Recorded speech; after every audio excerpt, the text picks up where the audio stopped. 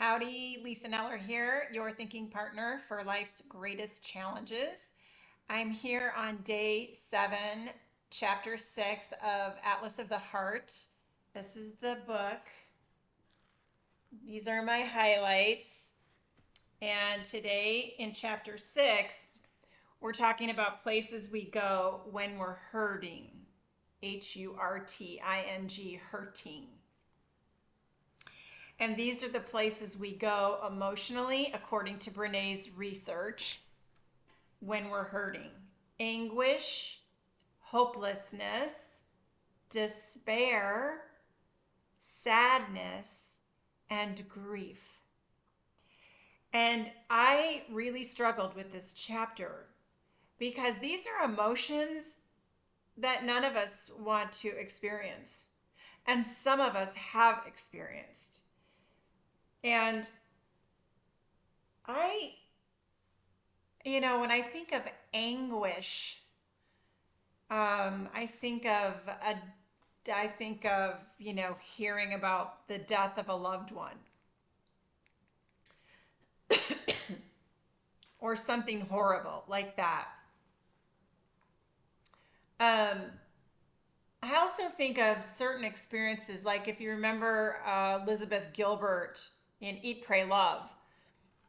The first part of her story starts when she's in her apartment with her husband that she had been married to for I don't know how many years, but she was miserable in her marriage. She didn't want to be married anymore, and she remembered, going into the bathroom every night in the middle of the night or right around midnight and crawling on the floor and crouching over and crying and in anguish over the situation.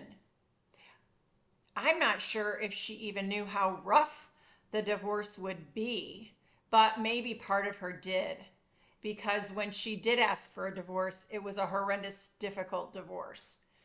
So she probably was in anguish, knowing that if she asked for the divorce, it was going to cause a whole bunch of other emotions besides the anguish she was already feeling.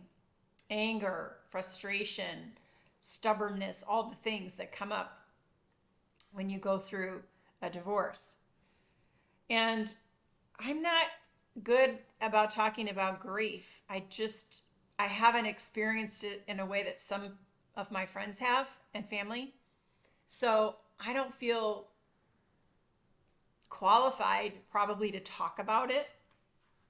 So I decided to go to hopelessness because hopelessness and despair are emotions that could lead to a serious threat or can really threaten our well-being. And suicide comes to mind, I've known people who've committed suicide. You probably have too. I mean, it's a problem. It's a big problem, and it stems from hopelessness and despair. But what I know to be true is that some people find their way out of hopelessness and despair. And wouldn't it be great if we could somehow be a catalyst for that, in helping someone think differently, come out of the hopelessness, the thoughts that lead you there, and to have the sun shine again.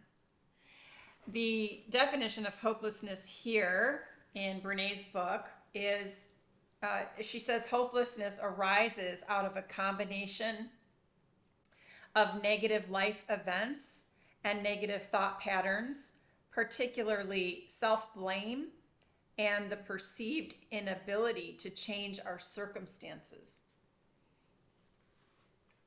Some people feel really stuck. They feel like they can't change. And the truth is, maybe it's really hard to change, but they can with help. And that's where therapy and coaching comes in. reading more from the book, hopelessness stems from not being able to set realistic goals. Like we don't even know what we want.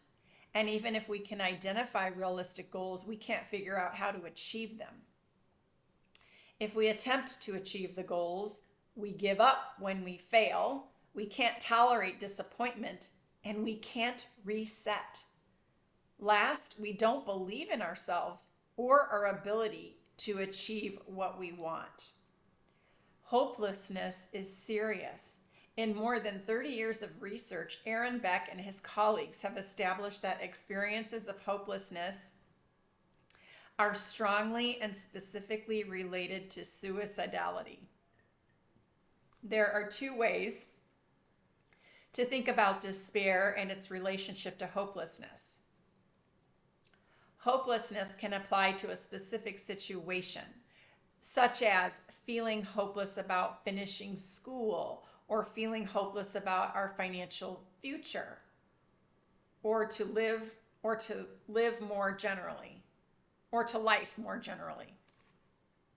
Hopeless about life. Despair is a sense of hopelessness about a person's entire life and future. When extreme hopelessness seeps into all the corners of our lives and combines with extreme sadness, we feel despair. I once heard theologian Rob Bell define despair as the belief that tomorrow will be just like today. When we are in struggle and or experiencing pain, despair, that belief that there is no end to what we're experiencing is a desperate and claustrophobic feeling. We can't figure a way out of or through the struggle and the suffering. So the problem with suicide is that we can't read another person's thoughts. Someone may be in complete despair and feeling hopeless, but they're not telling us. We don't know. And this is why people feel so bad and guilty when someone leaves the planet this way, when they leave their families, because they don't express their hopelessness. They don't let on, and we don't know, so we can't do anything to help. If we know, we can be encouraging, we can offer help, we can offer assistance. If we know that hopelessness stems from not feeling like we can control or accomplish our goals or even set goals, if we learn that we can, that could change our thinking and behavior, and then pull us out of the darkness. So setting realistic goals is a way out of hopelessness, and learning how to do that is a skill, and learning that skill may require some assistance. It may require help. And sometimes it's just a thought. There's a story, Michael Neal, who is, I call him the super coach. He wrote a book called Super Coach, and he is a super coach. He used to have suicidal ideation when he was in college. It was serious. He had thoughts of suicide a lot. And perhaps he never got to that real place of hopelessness. For him, they were thoughts. And once he realized he was having these thoughts, he decided to change them. And he decided, well, I don't need to kill myself. I can just do this other thing. Or I can, create some goals for myself, and realistic goals, and I can work towards those. And then he said he didn't stop having the thoughts completely, but they got fewer and farther between. And Byron Katie is another example of someone who has felt hopeless and desperate. And I'll just tell you to go to thework.com and look up her story, Byron Katie, and just read her story. She was in the depths of, I don't know what you call it, hopelessness. And she came out of it miraculously. So I do think there is hope, which I learned in this book, that hope is not an emotion, but hopelessness is an emotion. So there is hope for people who are feeling hopeless. And if only we could figure it out. Like if only we could determine if someone is hopeless or feeling hopeless. And maybe one way we could do that is to really just ask a lot more questions, be more present. And yeah, be curious about people.